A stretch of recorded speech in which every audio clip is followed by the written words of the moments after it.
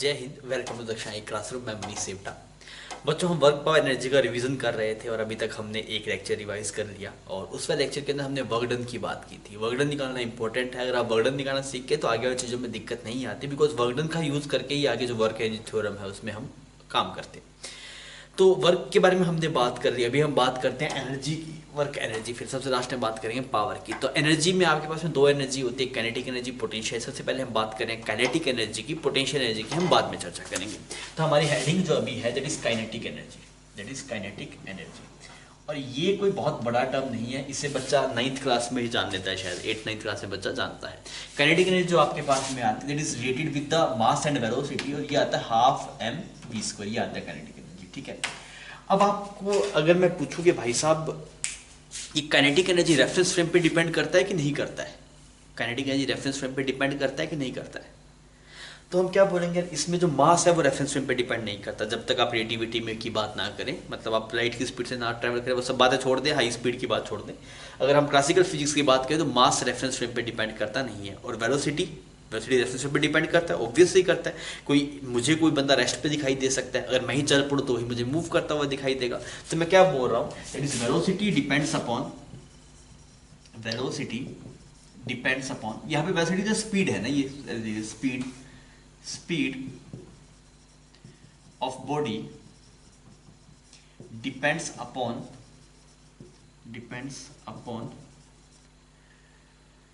speed of body depends upon the reference frame,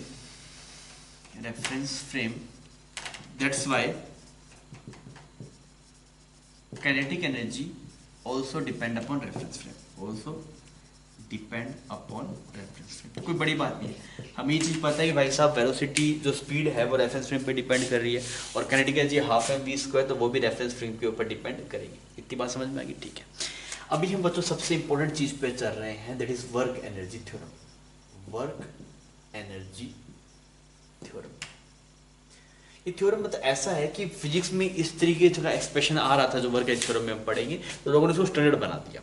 क्या है work energy theorem का थोड़ा डेरिवेशन अगर अपने देखेंगे तो आप मान लीजिए कि ब्लॉक है, ठीक, इसका मास कुछ ऐसे m है, और यहाँ पे ऐसे इस पे कुछ F फोर्स लगाया जा रहा है थीटा एंगल के ऊपर, ठीक। तो अगर मैं बोलूँ और मान लीजिए कुछ s डिस्प्लेसमेंट हो जाता है इसका, यहाँ से कितना आगे मूव करता है, s डिस्टेंस मूव कर जाता है। तो अगर मैं इसका एक्सेलेरेशन बोलूँ, इसका एक्सेलेरेशन कितना होगा, एक्सेलेरेशन आएगा F cos theta divide bye m, ये एक्सेलेरेशन आ गया। वेलोसिटी देखेंगे एस डिस्टेंस ट्रेवल करने के बाद में, velocity after travelling distance, velocity after travelling distance S. तो एस डिस्टेंस के बाद वेलोसिटी कितना है, v square is equal to u square plus 2s लिख देंगे आप, ठीक। 2 का एक्सप्रेशन तो मतलब एक एक्सप्रेशन पता है आपके, F cos theta by m, तो यहाँ पुट करेंगे, यहाँ पे है v square is equal to u square plus 2, a को आपने यहाँ पे क्या लिखा, ए को लिखा F cos theta divide by m multiply s. Clear? तो यहाँ से क्या आ रहा है बच्चों, यहाँ से आया आपके पास में half M we square minus half m u square is equal to F s cos theta. तो ये टर्म हमें दिखाई देती है। अब ये पता जैसे काइनेटिक एनर्जी फाइनल, ये है kinetic energy initial, F s cos theta हो गया वर्क डन। अब ये बोलते आ रहे थे, तो हमने यहाँ से क्या बोला, work done by all forces is equal to change in kinetic energy. This is work energy theorem, और ये मैकेनिक्स की जान है। मतलब कभी भी ये क्या बताता है, ये पोजीशन वर्सेस वेलोसिटी बताता है। एस डिस्टेंस ट्रैवल करने से कितना चेंज है, पोजीशन वर्सेस, इसमें टाइम की बात होती नहीं है। फिजिक्स में कभी भी तेरे पास कोई सवाल हो, जैसे पोजीशन वर्सेस वेलोसिटी की बात हो, सबसे पहले ट्राई करके देख वर्क एनर्जी थ्योरम से। अगर वो सवाल वर्क एनर्जी थ्योरम से हो रहा है तो उससे आसान होना पॉसिबल ही नहीं है। समझ में आ गई मेरी बात? तो कब वैलिड है, ऑलवेज वैलिड है। कभी कोई इसका कुछ लोगों को लगता है तभी वैलिड जब कंजर्वेटिव फोर्स लग रहे हैं, या फिर तभी वैलिड जब वर्क, कुछ नहीं भाई साहब, ये हमेशा वैलिड है। वर्क एनर्जी थ्योरम कभी फेल नहीं होता, work energy theorem is always valid. समझ में आ रहा है? सबका वर्क करना, जितने भी फोर्सेज आपके पास में लग रहे हैं सबका आप वर्क लीजिए तो वर्क एनर्जी थ्योरम वहां पे वैलिड रहेगी। मेरी बात क्लियर है बच्चों? तो जब भी फिजिक्स में पोजीशन वर्सेस वेलोसिटी की बात हो, अपनी भाषा में ये बात लिख ले, कभी फिजिक्स में पोजीशन वर्सेस वेलोसिटी की बात हो तो हम क्या लगाएंगे, वर्क एनर्जी थ्योरम लगाएंगे। क्लियर? ठीक है। अब मैं बताता हूँ कि कैसे यूज करते हैं वर्क एनर्जी थ्योरम, उसके स्टेप्स क्या हैं। तो अगर हम बात करें step to use, to apply बोल देते हैं, step to apply work energy theorem, WET, work energy theorem, ठीक है। तो स्टेप 1 क्या है? स्टेप 1 तो है कि आप सिस्टम आइडेंटिफाई करिए। सबसे पहले आप देखिए आप किसके ऊपर वर्क एनर्जी थ्योरम लगाना चाहते हो, सिस्टम आइडेंटिफाई करिए। तो मैंने क्या बोला, first identify system and write down all the forces acting on it। सबसे पहले आप सिस्टम आइडेंटिफाई करिए। सबसे पहले आप क्या करिए बच्चों, सिस्टम आइडेंटिफाई करिए और उस पर लगने वाले सबके सब फोर्सेज आप वहां पे दिखा दीजिए भी कौन कौन से फोर्सेज लग रहे हैं, ठीक है। सब फोर्सेज का नाम लिख लीजिए। सेकंड स्टेप में क्या कीजिए, right work done of each force. आपके पास फोर्स आ गए ना सभी, और सब फोर्स आ गए तो उनका वर्क डन लिखिए। वर्क डन हम निकालना सीख चुके हैं। आपको सबसे पहले आइडेंटिफाई करना कौन कौन से फोर्सेज, सब फोर्सेज आपने आइडेंटिफाई कर लिए। अब सबकी वजह से वर्क डन लिखिए। फिर आप वर्क के थ्योरम लगा दीजिए, क्या, that is work done by all forces is equal to change in kinetic energy. सबसे पहले आप ये लिख लेना कि कौन कौन से फोर्सेज लग रहे हैं, तो उसमें गलती नहीं होगी। कई बार लोग क्या करते हैं, जल्दबाजी में एक आधा फोर्स से मिस कर देते हैं। समझ में आ गई मेरी बात, क्लियर है?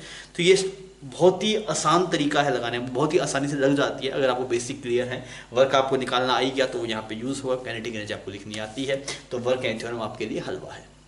अब आइए थोड़ा सवाल देखते हैं तो उससे हमें आइडिया लगेगा कैसे करना है। बच्चों ये अपने कुछ सवाल देखते हैं। सबसे पहले एक बिल्कुल आसान सा सवाल लेते हैं। यहाँ पे हमने एक ब्लॉक को रखा, M मास का ब्लॉक है और ये H हाइट ऐसे, तो आपसे पूछा गया, ये फिक्स है ना, ये ऐसे, ये फिक्स है, वेज फिक्स है आपके पास। तो आपसे बोलेगा find velocity of block when it reach at bottom, जब नीचे आ जाएगा तो इसकी वेलोसिटी कितनी होगी। अब ये सवाल काइनेमेटिक्स से भी हो सकता है, एक्सेशन पता है आपको, उससे भी हो सकता है, पर हमें उससे नहीं करना। हमें वर्क एनर्जी थ्योरम से करना, सिंगल लाइन में सवाल हो जाएगा, क्लियर। आप काइनेमेटिक्स से करें तो थोड़ा लेंथी होगा, आप काइनेमेटिक्स से बजाय इससे करें तो एक लाइन में सवाल हो जाएगा।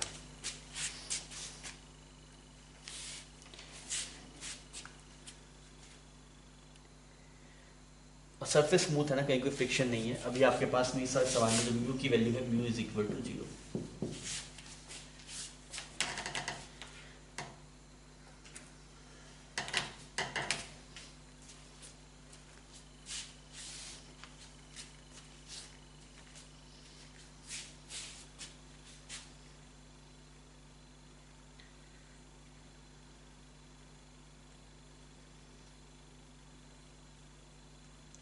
हाँ बनी बात। हम क्या लिखेंगे, मैं सबसे पहले स्टेप बताएंगे सब फोर्स आइडेंटिफाई किया। सिस्टम क्या है आपके पास में, सिस्टम हो गया ये वाला ब्लॉक, हमें इसी की वेलोसिटी देखनी है, हमें इसी की वेलोसिटी देखनी है, सिर्फ इस ये M ब्लॉक आपका सिस्टम हो गया। सिस्टम कौन है आपके पास में, सिस्टम में ब्लॉक हो गया मास M, ठीक है। सिस्टम आइडेंटिफाई कर लिया, फोर्सेज बताइए इस ब्लॉक पे कौन कौन से फोर्सेज लग रहे हैं। सेकंड स्टेप में फोर्स आइडेंटिफाई किया तो कौन कौन सा लग रहा है, एक तो mg लग रहा है आपके पास और एक नॉर्मल लग रहा है, और कोई फोर्स है नहीं है, ठीक। थर्ड में पूछा गया अब सबका वर्क डन बताइए, तो वर्क डन बाय ग्रेविटी बताइए कितना होगा नीचे आने तक। वर्क डन बाय ग्रेविटी निकालना सीखा ना, तो डायरेक्टली mgs लिख देंगे, हमने फोर्स की डायरेक्शन में डिस्प्लेसमेंट देख लिया। वर्क डन बाय नॉर्मल बताइए कितना आएगा, दैट इज 0। क्यों वर्क डन बाय नॉर्मल 0 क्यों आएगा, वर्क डन बाय नॉर्मल इसलिए 0 आएगा बिकॉज़ डिस्प्लेसमेंट ऑफ फोर्स आपस में क्या एक दूसरे के परपेंडिकुलर है, क्लियर। अब हमने सबका वर्क डन लिख दिया, सबका वर्क डन किसका था, इसका तो 0 हो गया, सबका वर्क डन मिला तो कितना आया, mgh ही आया, यही आया वर्क डन, और तो नॉर्मल का 0 हो गया। तो अगर आपको लिखना है, सुंदरता बढ़ानी है तो लिख लो, work done by normal plus work done by mg is equal to change in kinetic energy. Change in kinetic क्या होता है, हाफ m। ढंग से लिखना है बच्चों, जल्दबाजी नहीं करें। लोग क्या करें, जल्दबाजी के चक्कर में गलत कर देते हैं। आप एकदम ज्यादा लिख रहे, कोई दिक्कत नहीं है, गलत नहीं करना है, ऐसे लिख दिया। अब देखिए वर्क डन बाय नॉर्मल कितना है 0, वर्क डन बाय ग्रेविटी कितना है mgh, half M we square हमें निकालना है, फाइनल वेलोसिटी निकालना है ना, हमें नहीं पता, और इनिशियल हमें पता है, इनिशियल वेलोसिटी रेस्ट से छोड़ा था हमने, तो ये टर्म कितना आ गया 0 आ गया आपके पास, ये रेस्ट से शुरू हुआ ना आपके पास में। तो यहाँ पे आप देखेंगे दैट इज वेलोसिटी कितना आ गया, वेलोसिटी फाइनल आ गया √2gh, ये आ गया था आप लोगों का। तो बेसिक यही है, बस यही अप्रोच हमें लेके कोई भी सवाल सॉल्व हो जाएगा। मैं वो सवाल देता हूँ, अब इसी सवाल को बदल देते हैं। अब क्या फ्रिक्शन कोएफिशिएंट म्यू है, फ्रिक्शन कोएफिशिएंट कितना है, म्यू है। सेम सवाल है, बताइए फ्रिक्शन कोएफिशिएंट अब क्या म्यू है। आपसे पूछ लिया बताओ नीचे आने में कितना वर्क डन करना पड़ेगा, मतलब कितनी वेलोसिटी होगी जब नीचे आ जाएगा ये ब्लॉक, पहले स्मूथ था, अब क्या फ्रिक्शन कोफिशिएंट क्या है, म्यू है। अब आप बताइए कैसे लिखेंगे।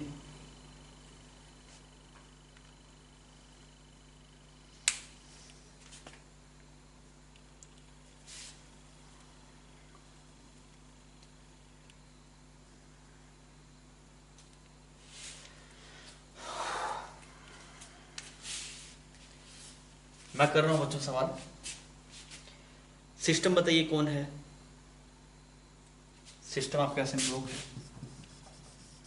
सिस्टम कौन है, ब्लॉक, उसका मास कितना है m। सेकंड फोर्स बताइए कौन कौन से फोर्स लग रहे हैं आपके पास, नॉर्मल लग रहा है mg लग रहा है, और एक नया आ गया दैट इज फ्रिक्शन। सबका वर्डन लिखिए, वर्डन में नॉर्मल कितना 0, वर्डन में ग्रेविटी कितना mgh, वर्डन में फ्रिक्शन बता भाई क्या लिया, वर्डन में फ्रिक्शन ऊपर की तरफ लग रहा है, फ्रिक्शन ब्लॉक नहीं जा रहा है, एक तो नेगेटिव आएगा, फ्रिक्शन फोर्स आता है mu M g cos theta, mu N आता है नॉर्मल, यहाँ पे ये वाला एंगल थीटा मानना है ना, ये एंगल थीटा मान लीजिएगा। तो आप यहाँ पे क्या बोलेंगे, ये आ गया आपके पास फ्रिक्शन पीछे की तरफ that is mu M g cos theta multiply ये वाली फोर्स डायरेक्शन डिस्प्लेसमेंट, ये वाला डिस्प्लेसमेंट चाहिए, ये कितना आएगा आपके पास, this is H by sine theta, ये length multiply H by sine theta, कितना आ गया mu M G H tan theta. आगे ये कोई दिक्कत नहीं है। अब सबका वर्डन माइनस से क्या लगाना है, माइनस अगर नहीं बोला देख अभी गलती हो जाती सवाल में। अब वर्डन बाय ओवर फोर्स लिख लीजिए, तो कितना आएगा M G H minus mu M G H divide by tan theta is equal to half M V final का square minus half M V initial. ढंग से करना है, फाइनल माइनस इनिशियल लिखना है। अब इनिशियली रेस्ट से छूटा तो ये टर्म 0 होगी, तो यहाँ पे क्या एक्सप्रेशन आएगा आपके पास, m ने m को मार दिया तो 2gh आ गया, यहाँ पे बन गया आपके ऐसे 1 minus mu by tan theta का रूट, ऐसा एक्सप्रेशन बन गया। क्लियर, कोई दिक्कत नहीं है। एक और सवाल कर लेते हैं वर्केली थ्योरम का अपने। आपको ऐसे बोल दिया कि यहाँ पे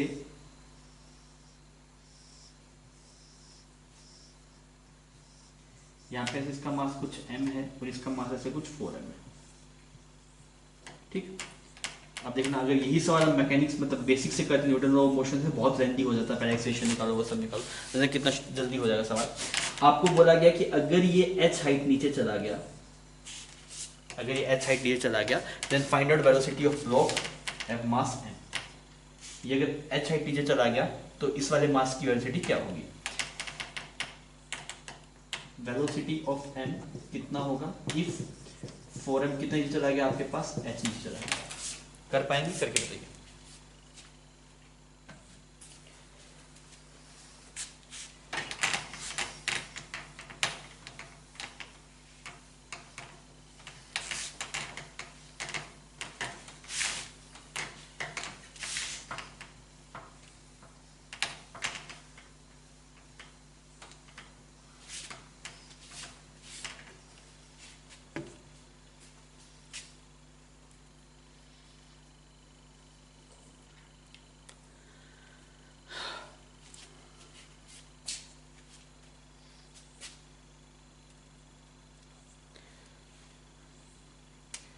हाँ, सबसे सिस्टम आइडेंटिफाई किया तो पूरे को सिस्टम मान लिया ना, कंप्लीट को हमने सिस्टम मान लिया, कंप्लीट सिस्टम मान लिया। क्यों, क्योंकि हम पता है टेंशन आना है और टेंशन और वर्डन पूरे सिस्टम पे 0 होता है, नेट वर्डन में tension on all system is 0।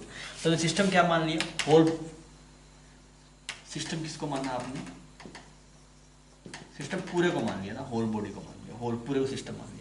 कौन कौन से फोर्सेज है आपके पास में, एक टेंशन है एक mg है, दो ही फोर्सेज है और तो कोई फोर्सेज नहीं है, ठीक। अब वर्डन बाय mg लिखिए, तो अगर ये h हाइट नीचे गया तो ये कितना हाइट ऊपर जाएगा बच्चों बता सकते हैं मुझे, अगर ये वाला h हाइट नीचे गया तो ये वाला ब्लॉक कितना हाइट ऊपर जाएगा, अभी खुद से करेंगे 4h ऊपर जाएगा, ठीक। तो अगर आप ग्रेविटी का वर्डन देखेंगे, वर्डन बाय ग्रेविटी, तो इस पे तो आगे दैट इज 4mgh,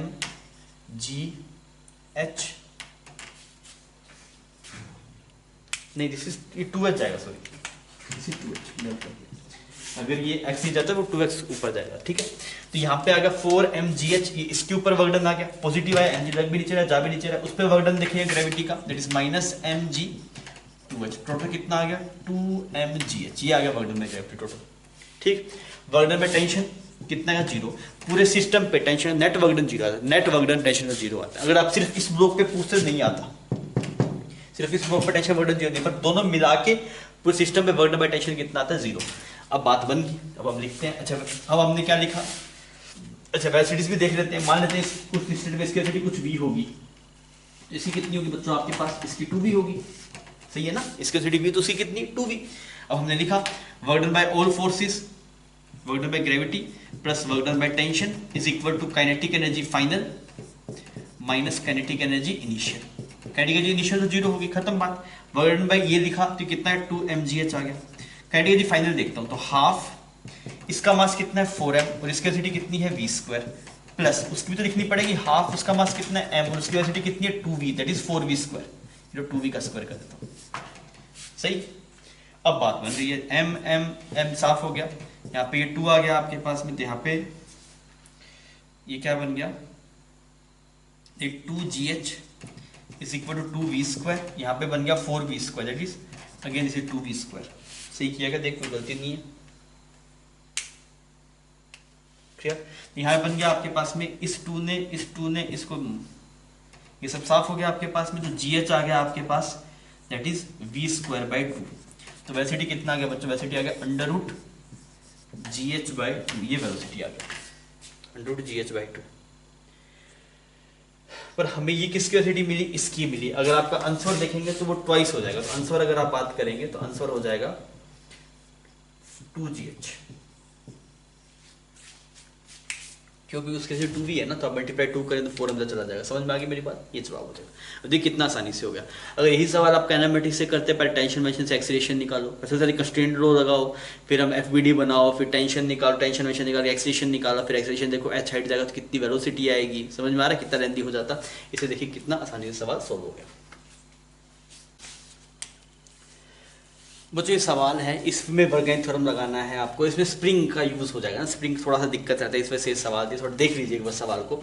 इनिशियल जो स्प्रिंग था वो नेचुरल लेंथ पे था, ये इसके यहाँ पे एक मास को लटकाएगा, मतलब रोड के अंदर एक मास स्लाइड कर रहा है ना, ये बीड मान लीजिए 10 kg की बीड है, वो स्लाइड कर रही है इसके अंदर, समझ में आ रही है, वायर के अंदर स्लाइड कर रहा है। तो जब ये वाली वायर का ये बीड यहाँ पे पहुंच जाएगा तो उसकी वेलोसिटी पूछिए, करके बताइए। ढंग से वर्गेन थ्योरम लगाएंगे सवाल नहीं फंसेगा।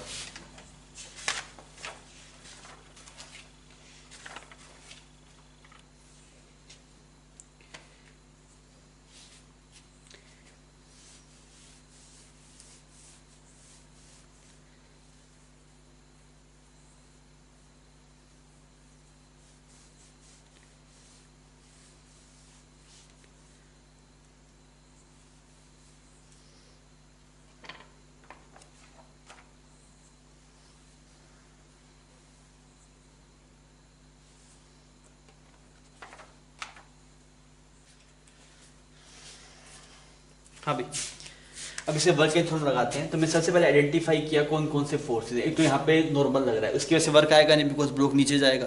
तो आपने सिस्टम आइडेंटिफाई कर लिया, इसको बीड को लिया है हमने और स्प्रिंग को लिया है। सिस्टम क्या है आपके पास, system is bead plus spring. समझ में आ गई मेरी बात। तो अगर आप देखेंगे तो वर्क डन देखेंगे अगर आप सबका, तो वर्क डन बाय ग्रेविटी कितना आएगा आपके पास, वर्क डन बाय ग्रेविटी आएगा दैट इज m g और h आएगा आपके पास में वर्क डन बाय ग्रेविटी। सो पहले फोर्सेस देखने हैं ना, पहले फोर्स देख लिए कौन कौन सा फोर्स है। स्प्रिंग का फोर्स है आपके पास में, नॉर्मल फोर्स है जो बीड यहाँ पे दे रहा है, और एक ग्रेविटी है। तीन फोर्सेज हैं आपके पास में ना। सबसे पहले वर्क डन बाय ग्रेविटी निकाला, तो ये कितना नीचे है, दैट इज mgh लिख दिया मैंने डायरेक्टली, दैट इज 100 मतलब, और ये 3 दैट इज 300 जूल। अगर आप स्प्रिंग का वर्क डन लिखेंगे, वर्क डन बाय स्प्रिंग, अब देखिए वर्क डन बाय स्प्रिंग क्या लिखते हैं, मुझे एक्सप्रेशन पता है, हाफ के एक्स इनिशियल का स्क्वायर माइनस एक्स फाइनल का स्क्वायर। तो एक्स इनिशियल कितना है 0, नेचुरल लेंथ पे था। एक्स फाइनल कितना हो गया, एक्स इनिशियल है बच्चों आपके पास में 0, एक्स फाइनल कितना आ गया, ये था पहले, ये 4 है, ये 3 है, तो ये कितना हो जाएगा 5 हो जाएगा। अब ये 4 है तो कितना, देखिए ये डिस्टेंस जो पहले थी बच्चों, ये थी पहले 5 मीटर, ये था आपके पास है 5 मीटर। अब जो लेंथ बन गई 4 मीटर बन गई, तो एक्स फाइनल कितना 1 मीटर हुआ, 4 मीटर नहीं हुआ। हम देखते हैं नेचुरल लेंथ से कितना चेंज हुआ, तो चेंज कितना 1 मीटर हुआ। अब यहाँ पे यूज कर लीजिए expression, work done bye spring कितना आएगा आपके पास, इट इज हाफ, के की वैल्यू कितनी है 400, और एक्स इनिशियल 0 हो गया, माइनस एक्स फाइनल कितना गया 1, यहाँ पे कितना बनेगा -200 जूल। तो ये माइनस का लिखना है, कभी जल्दबाजी नहीं करनी स्प्रिंग का वर्क लिखने में, एक्स इनिशियल एक्स फाइनल से सब रंग से लिखेंगे तो गलत नहीं होगा। अब कुछ बता नहीं सवाल में, work done by all forces कितना हो गया 300 minus 200 is equal change in kinetic energy, final आ गया half M we square, initial 0 थी तो वो लिखी नहीं, क्लियर। तो कितना बन गया 100 is equal to half, m के वैल्यू 10 है और यहाँ पे वी स्क्वायर है, तो 5 आ गया, तो वी की वैल्यू कितनी आएगी root of 20 metre per second, ये वेलोसिटी आ गई। तो इसकी जो वेलोसिटी आएगी आपके पास में जब यहाँ पे पहुंचेगा that is root of 20 metre per second, clear. तो बच्चों जब भी स्प्रिंग वाले सवाल आए तो वो आराम से करना है ना, मतलब जल्दबाजी नहीं करनी, एक्स इनिशियल लिखना है एक्स फाइनल लिखना है, आपको सही जवाब मिल जाएगा। बच्चों इसके अंदर आपके पास में एक सवाल रहते हैं जिसमें ब्लॉक और स्प्रिंग रहता है, उस वाले सवालों को कैसे प्रोसीड करना चाहिए मैं बताता हूँ। सवाल आपके पास में ये बोल दिया, एक सवाल देखिए आपको एक सवाल बोल दिया कि यहाँ पे एक स्प्रिंग को ऐसे लटका रखा है और स्प्रिंग से ऐसे एक ब्लॉक है मास m और ये यहाँ पे नेचुरल लेंथ के ऊपर है आपके पास में, यहाँ पे कहाँ पे नेचुरल लेंथ के ऊपर, ठीक। आपको बोल दिया अगर हमने इसको रिलीज किया तो मैक्सिमम कितना कंप्रेशन होगा, यहाँ से आपने रिलीज कर दिया। सवाल है कि if block is released from natural length find maximum extension. तो हमने क्या किया, मतलब एक तो बेसिक तरीका है वर्क थ्योरम, मुझसे आप जो करते हैं वैसे करके देख लीजिए क्या जवाब आया, पहले आप करके देख लीजिए कि क्या जवाब आएगा इसका। अब वर्क थ्योरम से आके देखिए एक बार क्या जवाब आएगा, फिर मैं आपको ट्रिक बताऊंगा इसकी।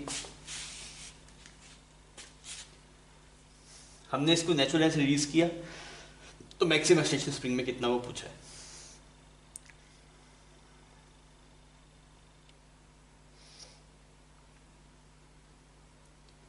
तो बच्चों सबसे पहले सिस्टम मानते हैं, सिस्टम हम किसको मान रहे हैं, ब्लॉक प्लस स्प्रिंग को हमने सिस्टम मान लिया। जो हमारा सिस्टम है वो क्या है, that system is block plus spring, ठीक है। कौन कौन से फोर्सेस लग रहे हैं आप देखिए, एक तो स्प्रिंग फोर्स है आपके पास में, स्प्रिंग फोर्स है, और कौन सा है mg है, दो ही फोर्सेस हैं। तो आप देखिए वर्क डन बाय स्प्रिंग देखिए और वर्क डन बाय ग्रेविटी देखिए कितना कितना आ रहा है। तो मान लेते हैं कि नेचुरल लेंथ से कुछ एक्स डिस्टेंस नीचे चला जाता है, लेट अस जो मैक्सिमम एक्सटेंशन है वो एक्स डिस्टेंस है ना। तो वर्क डन बाय स्प्रिंग कितना आएगा, हाफ के एक्स इनिशियल का स्क्वायर माइनस एक्स फाइनल का स्क्वायर, ये एक्सप्रेशन आता है बच्चों। इनिशियली आप देखिए नेचुरल लेंथ पे है तो इनिशियली एक्स की वैल्यू 0 होगी, एक्स क्या already change in length from, मतलब नेचुरल लेंथ से कितना ऊपर है फिर नीचे है, तो ये x इनिशियल 0 हो गया। x फाइनल अगर आप देखें तो उसको x बोल दीजिए, कितना गया माइनस हाफ के एक्स स्क्वायर, इतना सही है। वर्क डन बाय ग्रेविटी देखिए, ग्रेविटी नीचे की तरफ है, आप नीचे की तरफ जाए दैट इज mgx। तो आप क्या बोलेंगे, work done bye spring plus work done by gravity, work done by all forces किसके बराबर आएगा, change in kinetic energy that is के फाइनल माइनस के इनिशियल, के इनिशियल 0 हो गया बिकॉज रेस्ट से छोड़ा। और अगर आप मैक्सिमम एक्सटेंशन की बात करें तो मैक्सिमम एक्सटेंशन पे आगे जस्ट ब्लॉक रुक जाएगा ना, अगर वहां पे आके ब्लॉक रुकता नहीं मतलब और ज्यादा एक्सटेंड होता, अगर मैक्सिमम एक्सटेंशन मतलब ब्लॉक वहां पे रुक जाएगा तो काइनेटिकली फाइनल भी क्या हो जाएगी आपके पास में 0 हो जाएगी। तो वर्क डन बाय स्प्रिंग कितना आएगा, दैट इज हाफ के x square, work done by gravity आपके पास में आएगा plus mgx is equal to 0, यहाँ पे माइनस आएगा, माइनस आ गया यहाँ पे, ठीक है। अब अगर आप देखें तो क्या आ गया, इसने इसको उड़ा दिया तो x के जो आपके पास में 2mg/k, मतलब आपका जो जवाब होगा वो होगा कि स्प्रिंग मैक्सिमम 2, मतलब ये जो ब्लॉक है वो मैक्सिमम 2mg/k नीचे जाएगा, मतलब स्प्रिंग में जो मैक्सिमम एक्सटेंशन है वो 2mg/k होगा। ये तो मेथड 1 था। मेथड 2 सुनिए, मेथड 2 क्या है अपने पास, सीधी बात करते हैं। देखिए इसकी सबसे पहले मीन पोजीशन निकालिए, इसकी मीन पोजीशन कहाँ पे है आपके पास में, यहाँ पे कहीं पे होगी। और अगर आप बात करेंगे एट मीन पोजीशन तो एफ नेट 0 होगा आपके पास में, तो ऊपर की तरफ कुछ kx लग रहा है, नीचे की तरफ कुछ mg लग रहा है, तो मीन पोजीशन कितना नीचे आ गया आपके पास, इट इज mg/k, इतना सही है बच्चों मीन पोजीशन। और ये जो ब्लॉक है वो किसके अबाउट ऑसिलेट करेगा, ये ऑसिलेट तो करेगा तो कौन से पोजीशन के अबाउट ऑसिलेट करता है, मीन पोजीशन के अबाउट। तो हमने सबसे पहले ये समझ लिया कि ब्लॉक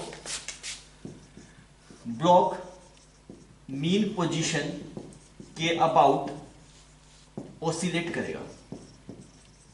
करेगा, सबसे पहला ये ढूंढ लिया, ठीक। अब आपने मीन पोजीशन ढूंढ लिया, इसके हिसाब से फाइंड मीन पोजीशन ढूंढ ली, ठीक। अब सोचिए अगर मान लीजिए ऐसा सेटअप रहता है आपके पास में, यहाँ पे ऐसे एक स्प्रिंग और एक ब्लॉक रहता है, तो अगर आप यही नेचुरल लेंथ यही मीन पोजीशन है इस वाले केस में, अगर आप इधर x छोड़ते हैं तो इधर भी कितना जाएगा, x जाएगा। भाई मान लीजिए अगर आप इसको इधर a डिस्टेंस आगे छोड़ते उधर भी a जाएगा, फिर a अप टू ऑसिलेट करेगा। तो हमें यहाँ पे क्या हो गया कि मीन पोजीशन से जितना इलोंगेट, जितना ऊपर या नीचे से रिलीज किया अपोजिट डायरेक्शन में उतना ही जाएगा, अपोजिट डायरेक्शन में उतना ही जाएगा। क्या बोलना चाह रहा हूं बताता हूं, उतना ही जाएगा। क्या बोल रहा है मास्टर? मास्टर ये बोल रहा है, देखिए तूने मीन पोजीशन कितने ऊपर छोड़ा mg/k से, तो मीन पोजीशन नीचे भी कितना जाएगा mg/k। समझ में आ रहा है? अभी सिंपल। अब आप मान लीजिए mg से बढ़ गया, मीन पोजीशन की बॉटम ऑसिलेट करवा रहे हैं। ये बात बहुत इंपॉर्टेंट है, जब भी आप मीन पोजीशन के हिसाब से देखेंगे तो आपको समझ आ रहा है मीन पोजीशन के ऊपर से जितना छोड़ा नीचे भी उतना ही जाएगा, तो ऊपर mg/k से छोड़ा नीचे भी कितना जाएगा mg/k। तो टोटल कितना मीन पोजीशन से कितना नीचे गया mg/k, तो नेचुरल से कितना नीचे गया 2mg/k, तो मैक्सिमम एक्सटेंशन कितना आ गया आपके पास में 2mg/k। क्लियर? जब भी ऐसे सवाल आए सबसे पहले मीन पोजीशन ढूंढो, फिर देखो मीन पोजीशन के ऊपर से कितना छोड़ा, जितने ऊपर छोड़ा उतने नीचे जाएगा, या फिर नीचे से कितना छोड़ा तो उतना ही ऊपर जाएगा। समझ में आ गई मेरी बात? अब आइए मैं कुछ सवाल को देखते हैं, उससे हमें आइडिया लगेगा इस बात का जो मैं बोल रहा हूं। बच्चों जो कंसेप्ट अपने ने अभी सीखा था उस पर थोड़े सवाल देखते हैं। मान लीजिए यहाँ पे ऐसे ये स्प्रिंग था, यहाँ पे ऐसे ब्लॉक है, ठीक। आपको बोला गया नेचुरल लेंथ है, ठीक है। तो आपको बोला गया कि अगर नेचुरल लेंथ के ऊपर आप लेंगे 2mg/k, नेचुरल लेंथ कितना ऊपर से छोड़ा 2mg/k से, तो बताइए मैक्सिमम एक्सटेंशन कितना होगा। नेचुरल लेंथ के ऊपर ले गए हैं 2mg/k, तो बताइए मैक्सिमम एक्सटेंशन स्प्रिंग में कितना होगा। कर पाएगा? फटाफट करके बता कितना आएगा। समझ में? नेचुरल लेंथ से ऊपर ऐसे कंप्रेस करके छोड़ा 2mg/k, तो पूछा गया find maximum extension, find maximum extension कितना होगा।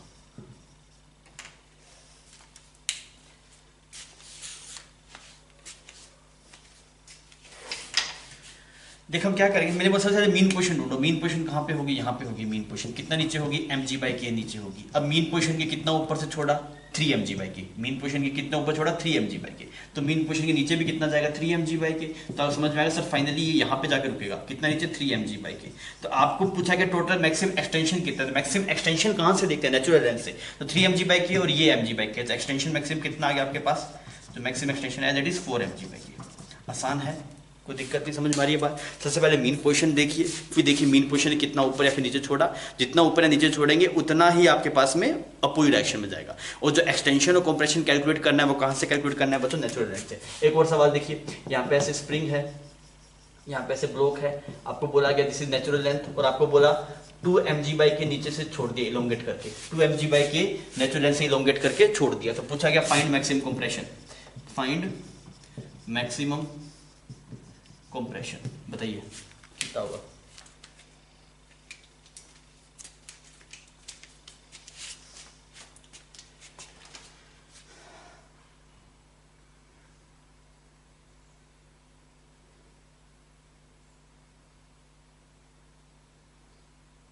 हाँ भी हम क्या बोलेंगे इसमें? हम बोले सबसे मीन पोजीशन ढूंढो। मीन पोजीशन यहाँ पे है, कितना नीचे है? mg/k डिस्टेंस नीचे है, mg/k डिस्टेंस नीचे, ठीक है। अब देखिए मीन पोजीशन से कितना नीचे छोड़ा? mg/k नीचे छोड़ा। मीन पोजीशन से mg/k नीचे छोड़ा, तो मीन पोजीशन ऊपर भी कितना जाएगा? mg/k। भाई मैंने देखा मीन पोजीशन कितने नीचे छोड़ा, तो मीन पोजीशन के mg/k नीचे छोड़ा। तो मीन पोजीशन से अगर mg/k नीचे मतलब पुल करके छोड़ा है, तो मीन पोजीशन से mg/k ऊपर जाएगा मैक्सिमम, तो मैक्सिमम ऊपर mg/k जाएगा, नेचुरल लेंथ पे पहुंच जाएगा। तो अगर आप कंप्रेशन देखेंगे, मैक्सिमम कंप्रेशन मैक्सिमम, तो वो नेचुरल लेंथ पे आता है ना, दैट इज 0। समझ में आ रही है मेरी बात? मीन पोजीशन से mg/k नीचे पुल करके छोड़ा था, तो मीन पोजीशन के ऊपर भी कितना जाएगा? mg/k। और मीन पोजीशन के अगर ऊपर mg/k अगर नेचुरल लेंथ पे पहुंच गया, और अगर नेचुरल लेंथ पे पहुंच गया तो मतलब वहां पे कंप्रेशन कितना है आपके पास? 0 है। क्लियर है बात? समझ में आ गई? ठीक है। एक और देखते हैं सवाल। मान लीजिए ऐसा कुछ सवाल हो आपके पास में, यहाँ पे एक ब्लॉक है और स्प्रिंग को ऐसे रखा हुआ है आपके पास, ठीक है, और आपको बोला गया ऐसे यहाँ पे नेचुरल लेंथ के ऊपर है, ठीक। और नेचुरल लेंथ से क्या करा बच्चों कि इसको ऊपर पुल करके छोड़ दिया 4mg/k, नेचुरल लेंथ से 4mg/k ऊपर पुल करके छोड़ दिया, मतलब इलोंगेट करके छोड़ दिया ना। ये से बंधा हुआ है, ये से बंधा हुआ है, इससे बंधा हुआ है, तो बोला क्या गया? नेचुरल लेंथ से 4mg/k ऊपर स्प्रिंग को इलोंगेट करके छोड़ा गया।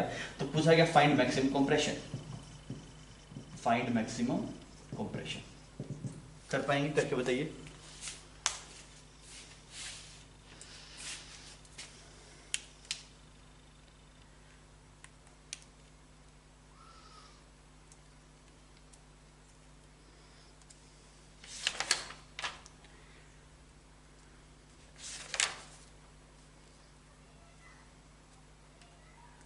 हाँ भी हुआ।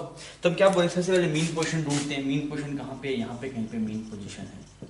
मेन पोजीशन नीचे होगी ना आपकी बात, तो मेन पोजीशन यहाँ पे नीचे बना दिया ऐसे, और कितनी दूरी पे आएगा mg/k पे मेन पोजीशन है। अब देखिए मेन पोजीशन से कितना ऊपर है आप, मेन पोजीशन से 5 mg/k ऊपर है, नीचे भी कितना जाएंगे 5 mg/k, तो यहाँ तक जाएगा 5 mg/k तक।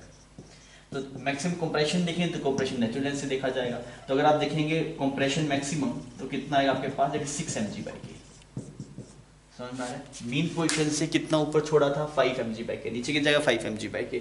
आपको मैक्सिमम कंप्रेशन देखें नेचुरल लेंथ से तो कितना आ जाएगा 6 mg/k। फिर ये कंसेप्ट अगर आपको चमक जाएगा तो ये सब सवाल कभी आएंगे, यहाँ से छोड़ा बताओ कितना जाएगा, तो वो चुटकियों में हो जाएंगे, पेन भी नहीं उठाना पड़ेगा, डायरेक्टली भी आप कर पाएंगे। बच्चों जो कंसेप्ट अभी हमने देखा था उस पे बेस इस तरह के सवाल भी कई बार आ जाते हैं। आपको ऐसे बोल देगा कि यहाँ पे एक ऐसा और यहाँ पे स्प्रिंग बांध के ऐसे कुछ बड़ा मास ऐसे कुछ 4m रखा हुआ है ना, या फिर कैपिटल M रखा हुआ है, कैपिटल M रखा हुआ है, ठीक है। आपसे बोला गया कि एक मास है यहाँ पे, और यहाँ पे ऐसे एक मास को आपने लगा दिया, जो स्प्रिंग चाहिए था लगा दिया, एक ही बात है, फर्क नहीं पड़ेगा, ऐसे कर लीजिए। यहाँ पे ये और यहाँ पे ऐसे स्प्रिंग और यहाँ पे ऐसे स्मॉल m है, ठीक है। ये नेचुरल लेंथ से इसको रिलीज कर रहे हैं। तो हम बोला गया कि भाई स्मॉल m की मिनिमम वैल्यू कितनी हो ताकि कैपिटल M जस्ट रेज कर जाए। What should be minimum value of small m so that capital M just lift up। Small m की वैल्यू कितनी हो ताकि capital M just lift up हो जाए ना। ऐसा सवाल आपके पास में, बढ़िया सवाल है ये, करके बताइए क्या जवाब आएगा।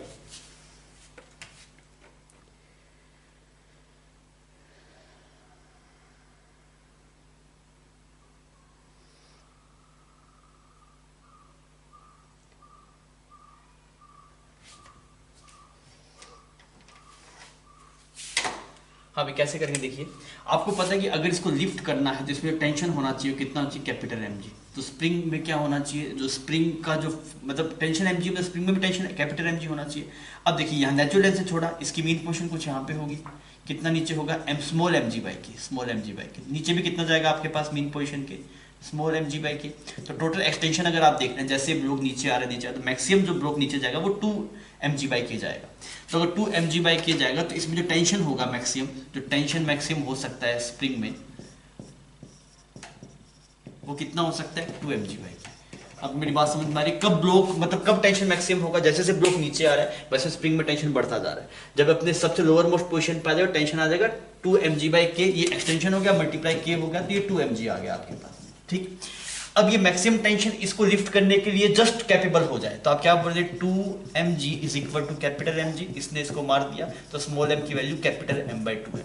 मतलब अगर आप m/2 का मास का भी ब्लॉक रख देंगे तब भी जस्ट लिफ्ट हो जाएगा। मतलब अजीब लगता है देख के, नहीं हमें फील आता है कैपिटल M होगा, अगर रस्सी होता ना, अगर रस्सी होता तो अगर ये कैपिटल M के बराबर हो तभी लिफ्ट होता, पर अभी अगर यहाँ पे स्प्रिंग लगा हुआ तो क्या हो रहा है, यहाँ से यहाँ तक स्प्रिंग में एक्सटेंशन बढ़ता रहा है, तो स्प्रिंग कुछ एनर्जी स्टोर करके रख रहा है, उसकी वजह से वो फोर्स आ जा रहा है। समझ में आ रही है, तो यहाँ से यहाँ पे जो एनर्जी, जो कुछ एनर्जी रिलीज हुई ना, पोटेंशियल एनर्जी, वो सारी स्प्रिंग ने रख दी। अब उस स्प्रिंग ने उसकी वजह से इस ब्लॉक को उठा दिया।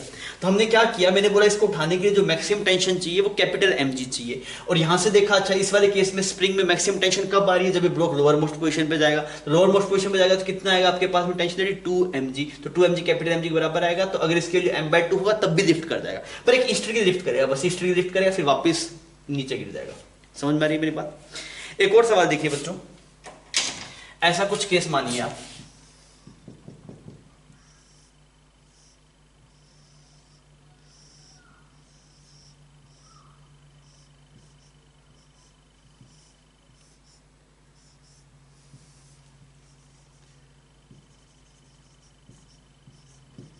ये कैपिटल M है आपके पास में, तो आपसे बोला गया इसको नेचुरल से रिलीज कर रहे हैं, तो आपसे पूछा गया कि what should be the minimum value of M, same सवाल है, what should be the minimum value of M so that capital M just lift up.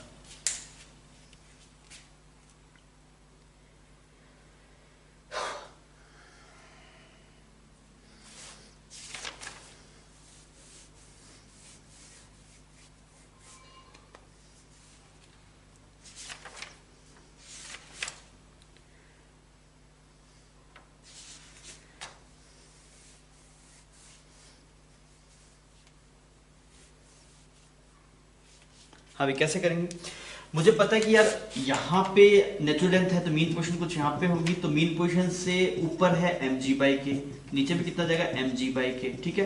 तो इस बार स्प्रिंग में जो टेंशन आएगी मैक्सिमम वो कितना आएगा बच्चों, that is 2 mg, 2 small mg। अब यहाँ पे भी कितना आ गया 2 स्मॉल mg, यहाँ पे भी कितना आ गया 2 स्मॉल mg, तो यहाँ पे कितना आ जाएगा बच्चों, दिस इज 4 स्मॉल mg, ठीक है। अब आप क्या लिखेंगे, that is 4 small mg, 4 small mg is equal to capital mg, इसने इसको मार दिया तो m की वैल्यू कितनी आनी चाहिए, कैपिटल m/4। तो इसकी वैल्यू अगर मिनिमम वैल्यू की बात करें, that will be is equal to capital m/4। तो जब इस स्मॉल मास की वैल्यू कैपिटल m/4 के बराबर हो जाएगी तो ये ब्लॉक क्या करेगा, जस्ट लिफ्ट कर जाएगा। क्लियर। तो अच्छे सवाल हैं, मतलब इसमें देख के लगता है कि यार कैसे हो जाएगा, पर स्प्रिंग एनर्जी को स्टोर करके उसको मतलब लिफ्ट करवाने में हेल्प करता है। समझ में आ गया। तो ऐसा कभी सवाल है तो ये इंपॉर्टेंट है, आपसे ढंग से इसको देख लीजिएगा।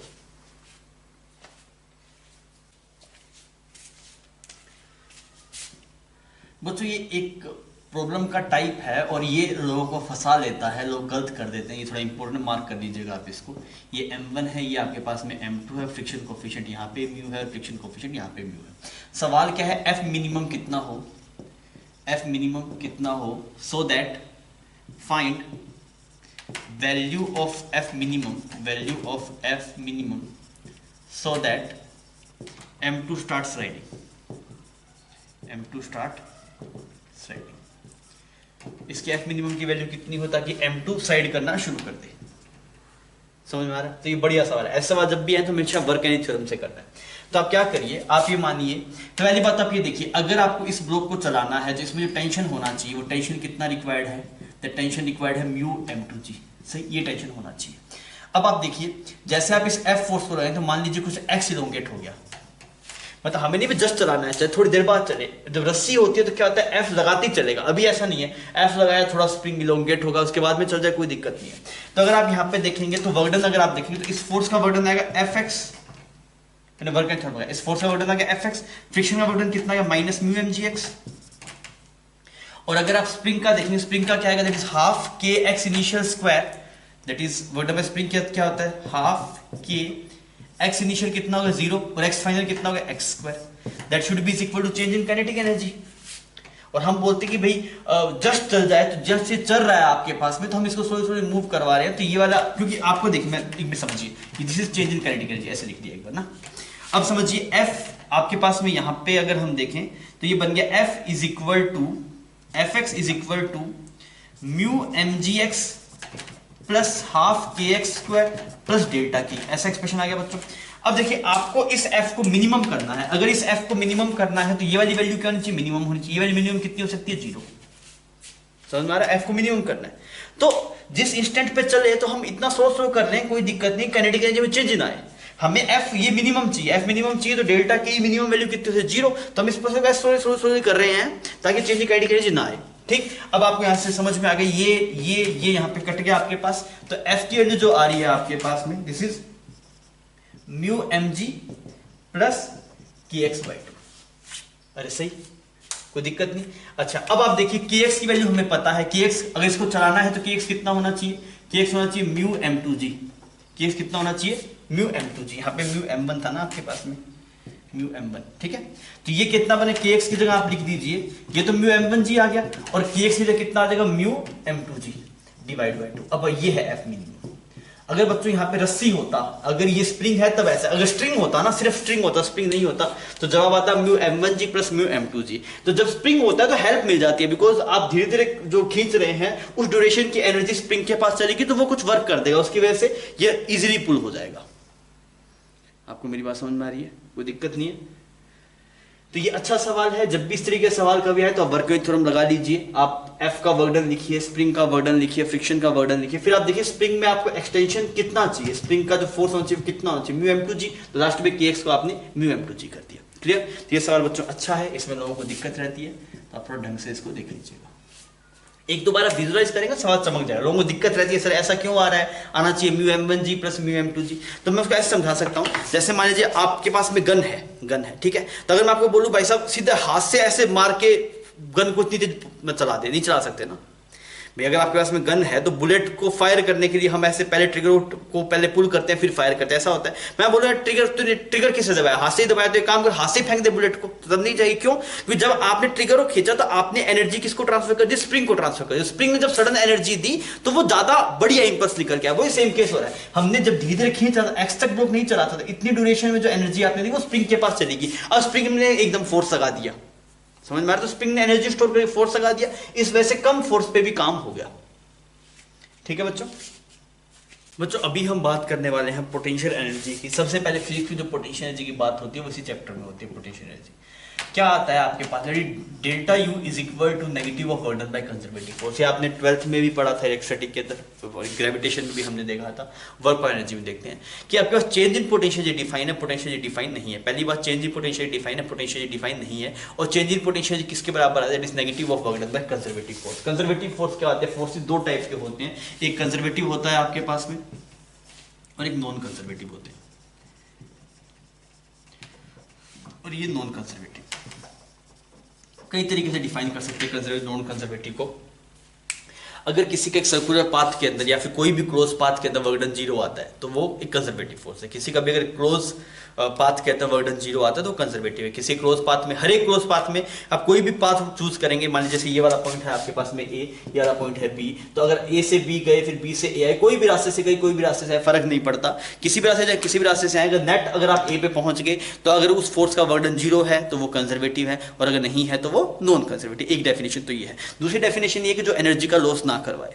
मतलब जैसे ये स्प्रिंग ब्लॉक सिस्टम है, इसमें क्या होता है, आपने कुछ एनर्जी दी तो कुछ स्प्रिंग ने ले ली, कुछ ब्लॉक ने ले ली, फिर बाद में स्प्रिंग ने ब्लॉक को दे दी। मतलब एनर्जी स्टोर्ड है, किसी के पास, एक के पास है फिर दूसरे के पास है, उसने उसको दे दी। तो अगर एनर्जी का लॉस ना हो, ऐसे फोर्सेस जो एनर्जी का लॉस ना करवाए वो कंजर्वेटिव है, जो एनर्जी का लॉस करवाए वो आपके पास में नॉन कंजर्वेटिव है। समझ में आ गई बात? ठीक है। तो अगर आप इसके एग्जांपल देखेंगे तो कौन कौन से एग्जांपल है आपके पास में, इट इज ग्रेविटेशनल फोर्स जो आपके पास में इट इज कंजर्वेटिव है, स्प्रिंग फोर्स आपके पास में कंजर्वेटिव है, और इलेक्ट्रोस्टैटिक जो फोर्स है, इलेक्ट्रोस्टैटिक फोर्स, ये सब कंजर्वेटिव। नॉन कंजर्वेटिव में फ्रिक्शन हो गया आपके पास में, विस्कस फोर्स हो गया, ये सब आपके पास में नॉन कंजर्वेटिव है। समझ में आ गया बच्चों? मतलब जिसके अंदर एनर्जी का लॉस ना हो, जैसे यहाँ पे एक स्प्रिंग ब्लॉक सिस्टम है आपके पास में, ऐसे एक स्प्रिंग ब्लॉक सिस्टम है, तो अगर आप इसको वेलोसिटी कुछ v देंगे तो क्या करेगा, इसी काइनेटिक एनर्जी कभी स्प्रिंग के पास चली जाएगी पोटेंशियल एनर्जी के फॉर्म में, कभी स्प्रिंग की एनर्जी इसमें चली जाएगी, तो एनर्जी आपस में इंटरचेंज हो जाएगी, एनर्जी का लॉस नहीं हो रहा। पर मान लीजिए यहाँ पे फ्रिक्शन होता तो फ्रिक्शन कुछ एनर्जी को लेगा फिर वापस नहीं देगा ना। तो जो फोर्सेज आपके पास में एनर्जी को लेने के बाद में एनर्जी को वापस दे देते हैं, जैसे ग्रेविटेशन में होता है, आपने इसको ऐसे ऊपर फेंका मारकर को, तो आपकी जो काइनेटिक एनर्जी थी वो पोटेंशियल एनर्जी में कन्वर्ट हो रही है, फिर वापस नीचे आए तो पोटेंशियल एनर्जी काइनेटिक एनर्जी में चेंज है। मतलब ग्रेविटी जो ग्रेविटेशन फोर्स ने कुछ एनर्जी को लिया फिर वापस दे दिया। पर फ्रिक्शन में ऐसा नहीं होता, आपने एक ब्लॉक को ऐसे किक किया तो वो कुछ एनर्जी फ्रिक्शन लेगा फिर वापस नहीं देता है। तो जो फोर्सेस एनर्जी को वापस दे देते हैं वो कंजर्वेटिव है, जो नहीं देते वो नॉन कंजर्वेटिव है। क्लियर? तो हमारे जो प्रैक्टिकल लाइफ में जो यूज होने वाले फोर्सेस हैं ये सब है ग्रेविटेशन, स्प्रिंग और इलेक्ट्रोस्टैटिक, ये आपके पास में कंजर्वेटिव है। नॉन कंजर्वेटिव में नॉर्मल आपके पास में नॉन कंजर्वेटिव है, टेंशन फोर्स नॉन कंजर्वेटिव है, क्लियर? फ्रिक्शन नॉन कंजर्वेटिव है, विस्कस फोर्स नॉन कंजर्वेटिव है।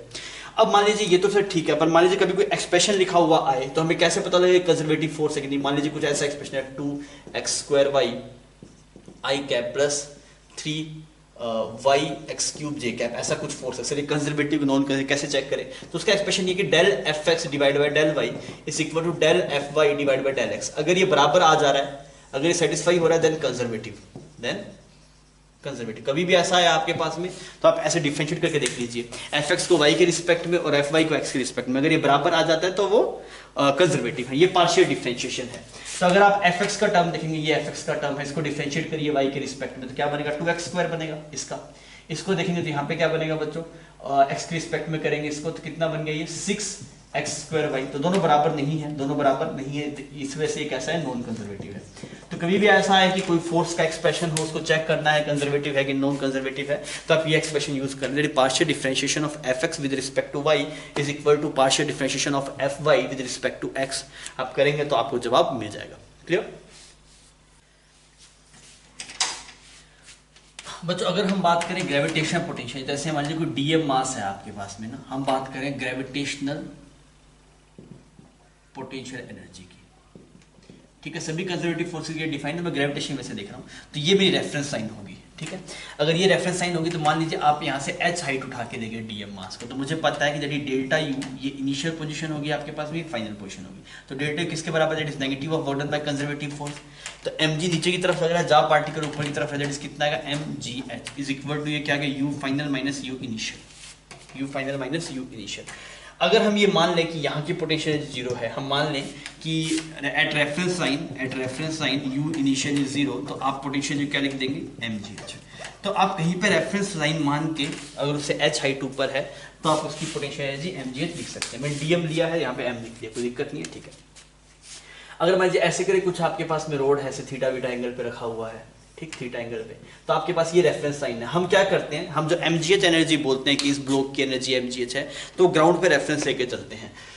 तो अगर ऐसा कभी भी आपको ग्रेविटेशन पोटेंशियल निकालना हो, चाहे तो आप एलिमेंट लेके सोल्व कर लीजिए, नहीं तो एक और तरीका हो सकता है कि for calculation of gravitational potential energy we can assume that whole mass is concentrated at center of mass। पूरे मास को आप सेंटर ऑफ मास पे कंसेंट्रेटेड मान सकते हैं। तो इस वाले केस में अगर आप करेंगे तो क्या हो जाएगा, पूरा मास यहाँ पे कंसेंट्रेटेड मान लीजिए। कहाँ पे होगा, सेंटर, यहाँ से l/2 दूरी पे, तो इसका सेंटर ऑफ मास की हाइट कितनी होगी, ये एंगल थीटा है, that is l/2 sin theta. तो एनर्जी क्या लिखेंगे, that is potential energy is equal to mg l/2 sin theta. ये पोटेंशियल एनर्जी आ गया, क्लियर, ये एक्सप्रेशन आ गया,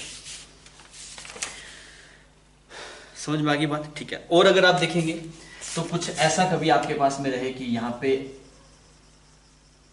ऐसे बोल दिया कि ऐसे करके एक चेन को ऐसे रखा गया ना, ऐसे चेन को रखा गया और ये ऐसे पड़ी है, मतलब ऐसे कुछ पड़ा है आपके पास में, और इसकी रेडियस कुछ r है और इसका मास कुछ m है। तो आपसे बोले सेंटर ऑफ, मतलब इसकी पोटेंशियल एनर्जी कितनी होगी, तो मुझे पता है सेंटर ऑफ मास कहाँ पे लाई करता है, 2r/पाई पे लाई करता है। तो हम डायरेक्टली बोल सकते हैं इसकी जो पोटेंशियल एनर्जी होगी दैट इज mg, और h की जगह कितना आ जाएगा 2r/पाई। क्लियर है, कोई दिक्कत नहीं।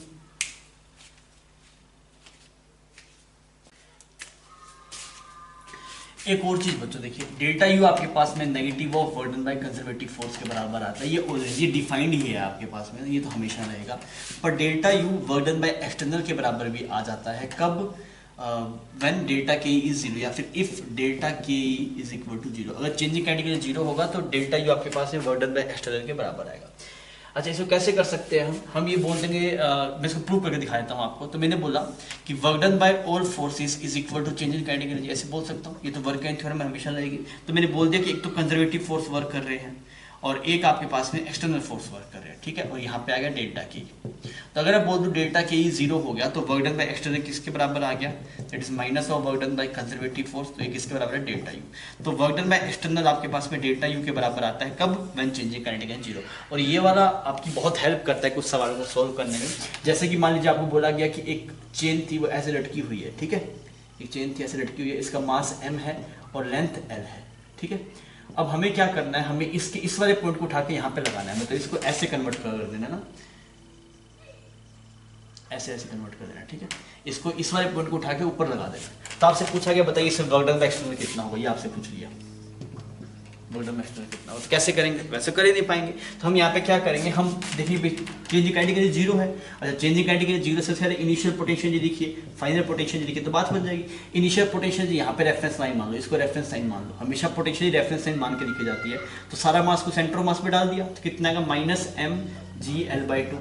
और फाइनल अगर आप देखेंगे तो कहाँ पे आएगा पूरा मास, यहाँ पे आएगा आपके पास में कितनी दूरी पे, l/4 पे, तो कितना आएगा, माइनस mg l/4। सही। तो अगर आप देखेंगे work done by external that is equal to delta u. Delta u क्या आएगा आपके पास में, u final minus u initial. तो यू फाइनल आ गया माइनस mg l/4 और यू इनिशियल आ गया mg l/2। टोटल कितना आ गया, प्लस mg l/4। ये पोटेंशियल एनर्जी आ गई, क्लियर। तो कभी भी इस तरीके के सवाल आए जो आपको देख के लगे यार ये कैसे सोल्व होंगे, तो उसमें मोस्टली ये हो सकता है कि आप इनिशियल पोटेंशियल निकाल लीजिए, फाइनल पोटेंशियल निकाल लीजिए, और फिर जो आपका चेंजिंग पोटेंशियल एनर्जी होगा वो इसके बराबर आ जाएगा, ठीक। अच्छा, एक आता है आपके पास वर्क एनर्जी थ्योरम, तो हम देख चुके हैं। एक आता है एनर्जी कंजर्वेशन। ये कंसेप्ट होता है एनर्जी कंजर्वेशन का। वो कब लगता है एनर्जी कंजर्वेशन का कंसेप्ट, आप बता सकते हैं मुझे, energy conservation. Energy conservation actually आपके पास में जो वर्किंग थ्योरम था उसी का एक अगला फॉर्मेट है, एनर्जी कंजर्वेशन हम उसके बोलते हैं। क्या होता है वो देखिए, वो ये होता है कि kinetic energy initial plus potential energy initial, kinetic energy final plus potential energy final. कब? If only internal conservative force work only, या फिर if work done by external force is equal to zero. मतलब external force रख सकते हैं, ये बात लिख लीजिए, external force, there may be external force, there may be external force but there work done should be zero, but there work done should be zero. आपके पास में एक्सटर्नल फोर्स रख सकते हैं, उनका वर्क डन क्या आना चाहिए? आपके पास में जीरो आना चाहिए, तो आप एनर्जी कंजर्वेशन लगा सकते हैं, और ये आप लगाते हुए आ रहे होंगे जिसमें कोई दिक्कत नहीं आती है। अब इसको क्या, इसका डेरिवेशन भी देख सकते हैं हम, क्या बोलेंगे? That is work done by conservative plus work done by external is equal to change in kinetic energy लिख दिया। तो work done by external zero है, तो ये किसके बराबर आ गया? Minus of delta you is equal to delta K E. तो ये क्या बन गया? जैसे u initial minus u final, और यहाँ बन गया के ई फाइनल माइनस के ई इनिशियल। तो यहाँ पे क्या आ गया आपके पास? That is U initial plus K E initial, U final plus K E final. समझ में आ गई बात? ये एक्सप्रेशन बन गया।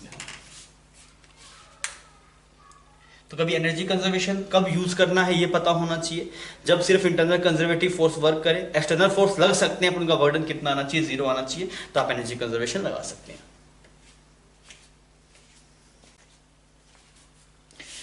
बच्चों एक चीज देखिए, अगर आपको पोटेंशियल एनर्जी गिवन हो और उससे फोर्स निकालना हो तो आप क्या लिखते हैं? तो हमें जो सबसे डेल्टा यू का एक्सप्रेशन देखा, ये आता है negative of वर्डन bye conservative force. तो डेल्टा यू को आप लिख सकते हैं, that is F dot D R लिख सकते हैं। वर्डन मान लीजिए कंजर्वेटिव फोर्स कुछ एफ है, तो एफ डी आर हो गया।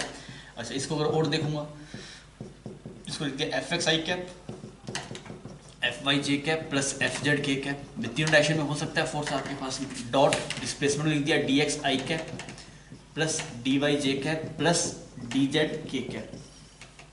अच्छा, इसको अगर आप सोल्व करें तो ऐसा बन is minus f x d x minus f y d y minus f z d z. ठीक, ये तो आपने फोर्स से पोटेंशियल एनर्जी निकाला। अगर कभी आपको पोटेंशियल एनर्जी गिवन हो और फोर्स निकालना, तो एफ एक्स को क्या लिखेंगे? एफ एक्स बनेगा minus d u by d x. F y क्या बनेगा? डेल बोल दो इसको, partial differentiation, del u by del y i cap में, ये जे कैप में, और जेड में अगर आप देखेंगे that is minus del u by del z k cap. तो फोर्स से कोई पोटेंशियल एनर्जी गिवन हो और आपको फोर्स निकालना हो तो ऐसे डिफरेंशिएट करके आप निकाल सकते हैं। क्लियर? अच्छा, अब हम बात करते हैं इक्विलिब्रियम की। यहाँ पे तीन टाइप के इक्विलिब्रियम होते हैं। मीनिंग क्या होता है इक्विलिब्रियम का? सुन लीजिए। इक्विलिब्रियम का मतलब है कि एफ नेट जीरो होना चाहिए। वेलोसिटी जीरो हो ना हो उससे फर्क नहीं पड़ता। अगर कोई बॉडी कांस्टेंट वेलोसिटी से मूव कर रही है तो वो भी इक्विलिब्रियम में है। ऐसा जरूरी नहीं है कि इक्विलिब्रियम के लिए बॉडी रेस्ट पे होनी चाहिए। अगर कोई बॉडी मूव कर रही है कांस्टेंट वेलोसिटी से, वो भी इक्विलिब्रियम में है। तीन टाइप के इक्विलिब्रियम होते हैं बच्चों। एक होता है स्टेबल। स्टेबल इक्विलिब्रियम कैसे दिखता है? स्टेबल इक्विलिब्रियम ऐसा कर्व रहता है आपके पास में, यू वर्सेस एक्स का कर्व अगर बनाएंगे यू वर्सेस आर, तो ऐसा बनता है, ऐसा बनता है। ये स्टेबल इक्विलिब्रियम है। ऐसा क्यों है? देखिए, सबसे पहले तो आपने देखा कि इक्विलिब्रियम पोजीशन है कौन सी? ये वाली, this is equilibrium position, this is equilibrium position. Because equilibrium पे एफ होता है d u by d r. F को आप जनरल लिख सकते हैं, that is minus del u by del r लिख सकते हैं ऐसे।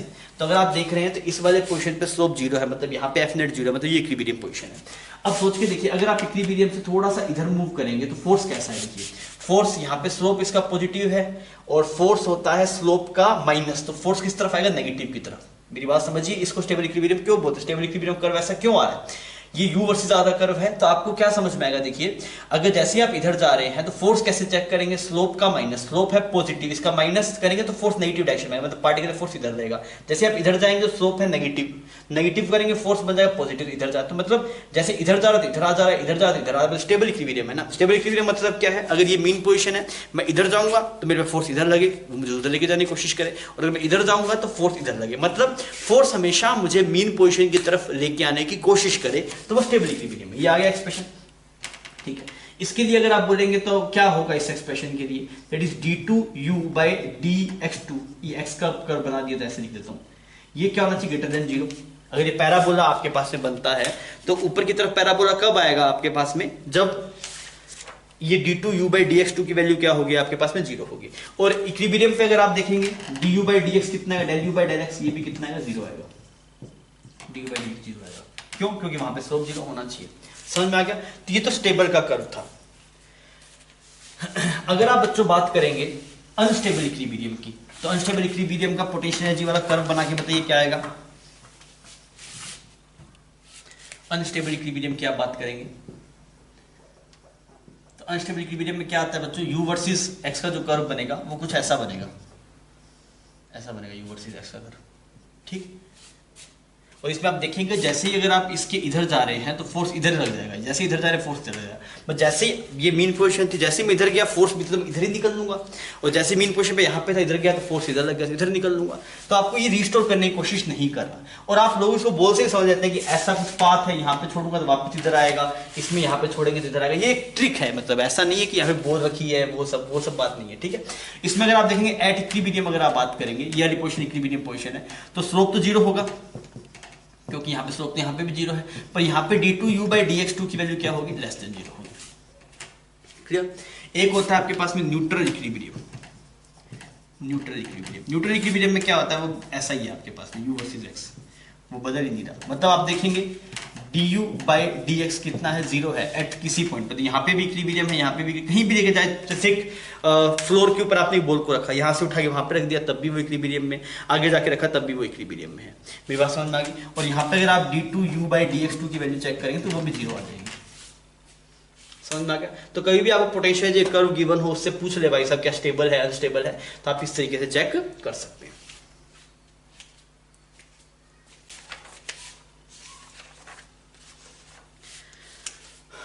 बच्चों कई बार आपके पास में ऐसे एफएक्स कर्व रहता है ना, फोर्स वर्सेस एक्स कर्व, जो अभी आपने देखा था वो potential energy versus x curve था, ये एफ वर्सेस एक्स कर्व आपको ऐसे दिखा देगा। आपसे बोलेगा बताइए इस वाले पॉइंट का नाम x1 है, इसका नाम कुछ x2 है और इसका नाम x3 है। तो आपसे पूछे बताओ इक्विलिब्रियम पोजीशन कौन कौन सी है, इक्विलिब्रियम पोजीशन कौन कौन सी है, x1 है क्या, x2 है क्या, x3 है क्या।